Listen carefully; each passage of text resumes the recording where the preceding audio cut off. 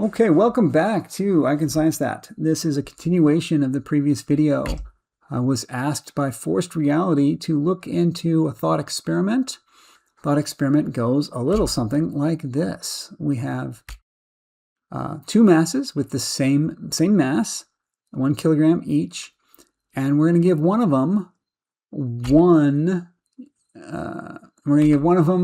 unit of velocity, and the other one's going to get 2 units of velocity. And then we're going to fling those masses, boom, and they're going to slide along a surface, and presumably friction is going to slow those objects down. And we're going to see that if you do that, the second object, having been given twice the velocity, will travel 4 times the distance. Okay, in part 1, we looked at the difference between momentum and work. And now here in part 2, let's try to break this up in chunks. When rolling a mass, the amount of motion it loses to friction each quarter of the path isn't the same. Okay, so let's divide the path into quarters. Now, in the previous video, I stressed a lot the discussion of vocabulary and precise language. And I want you to notice here that you have described the amount of motion it loses.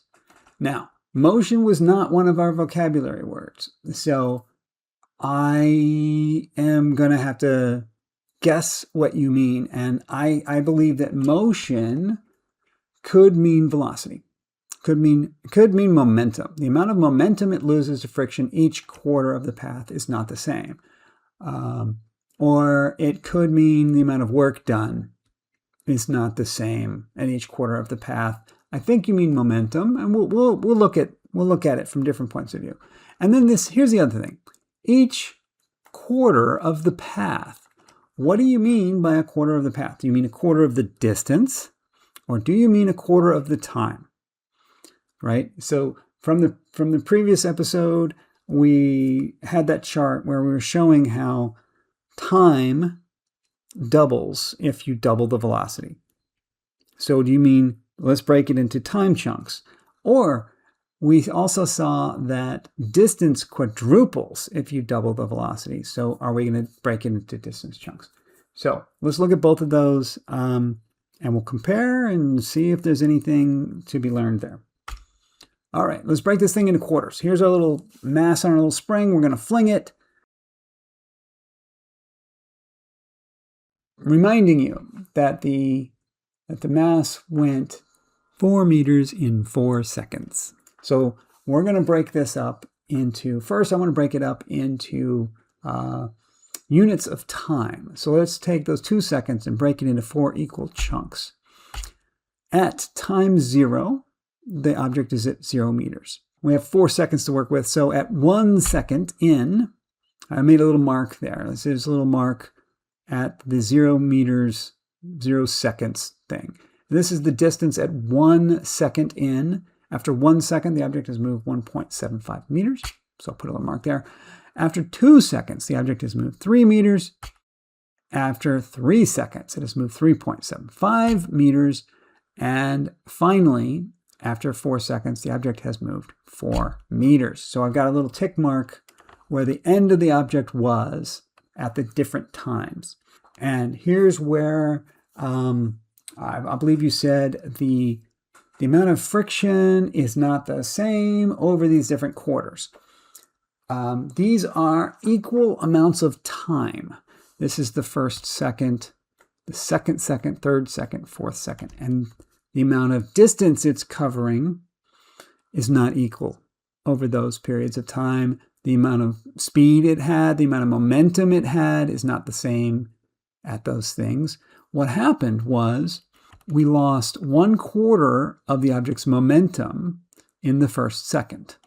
Then we lost another quarter, and then the last quarter of the momentum was lost here in this last 1 second.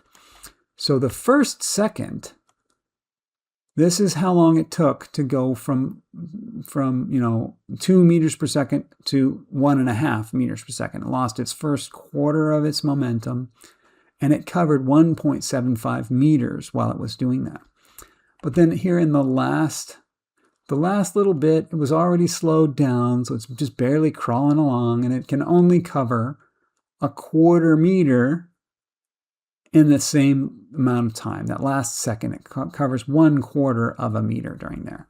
And so what do I mean? What do I observe here? How is friction acting? What we're seeing here is that the amount of momentum is evenly scraped off over increments of time, but they are not evenly scraped off by units of distance. The distances are different as we slow down. Let's look at this now the other way. What if we divide our 4 meters into 4 even chunks of distance? So 1 meter at a time. So we'll start here at 0 meters, and that would happen when time was 0. So at time is 0, we have gone 0 meters. Yeah, okay. When the object was at 0 meters, this is what I'm indicating right here, is how far has the object gone. So the time when the object has gone 0 meters is 0 seconds. Let's let it go 1 meter. 1 meter in took about half a second. And we'll go another meter in. Now we've been sliding along for 1.17 seconds, and we've gone 2 meters. When we got to 3 meters, it has now taken us 2 seconds to get there. And at last 4 seconds, we have gotten the 4 meters. Okay, so what are we seeing here? These are equal quarters of distance of the object sliding. Now, is the same amount of friction acting over those 4 quarters? Really, it depends on exactly how you look at it and what you're asking about. What we see here is these are equal blocks of energy because they're equal blocks of distance. These are equal blocks of momentum because they're equal blocks of time. And momentum, as you recall, was force times time, Newton's seconds, force times time. But energy was force times distance, Newton meters, force times distance. So this illustration here shows us, again, that momentum and energy don't do the exact same thing, and maybe gives us some thoughts about where each of these derivations came from. That during this distance, we used the same amount of energy as during this distance.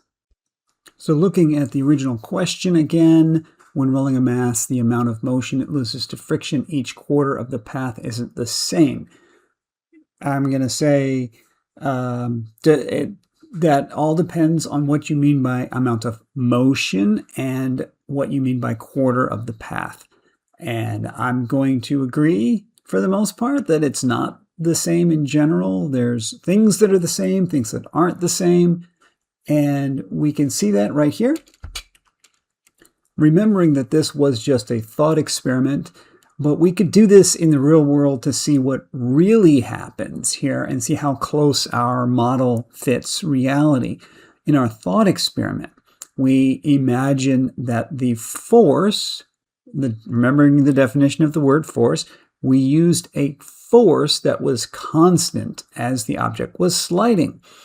Perhaps the object's force, maybe the real friction force, is not constant. Maybe it varies with velocity a little bit. That would be an interesting experiment to do. But in our thought experiment, we applied a constant force. And with a constant force acting on this object, what we see is that each quarter of the distance, that constant rate of force, applies the same amount of energy. So that's the top chart. And then in the bottom chart, we see that that same force acting for the same amount of time changes the velocity of the object and therefore causes the object to move different distances. While a constant force is acting, every period of time reduces the momentum by a consistent amount. So each quarter in time of the sliding object is the same amount of momentum. Each quarter in distance is the same amount of energy. So let me know what you want to do now. Let's take it from there and ask follow-up questions. See down in the comments. Let me know if you're going to take up this experiment and try to do it and want to share with us the results. That would be really fantastic. I think the obvious thing to do, I mean, the thing we would normally want to do here is do this experiment and then assess, is the force of friction constant, invariant over the sliding speed? Or does it vary, right, with sliding speed? We can measure that, and it wouldn't be that hard to get a decent, low precision, homebrew, dollar store experiment kind of assessment of that and see how close that really matches reality. But I don't think that's really the question you're getting at. I think the question you're trying to get to is one more of, why do we define work in this way, where each unit of distance is a consistent amount of work as opposed to each unit of time? Why do we do it that way? And yeah, if we're now all on the same page with how to look at these things open-minded and in multiple directions, see things in different ways, but use a consistent vocabulary so everybody knows what it is we're trying to say, we can collaboratively work together to dig deeper now and answer other questions that you might have about, why is this work number useful, if it is at all, in the form that we've got. And yeah, I do think, honestly, I think this experiment that you've shown here is a great start to that, in that we can see that work is related to the distance we move to the object, not related to how long it took us to move the object. So yeah, I think that's a reasonable place to start. But if you disagree, then yeah, let's see you down in the comments. Let's take it from here. Okay, see you guys in the next one.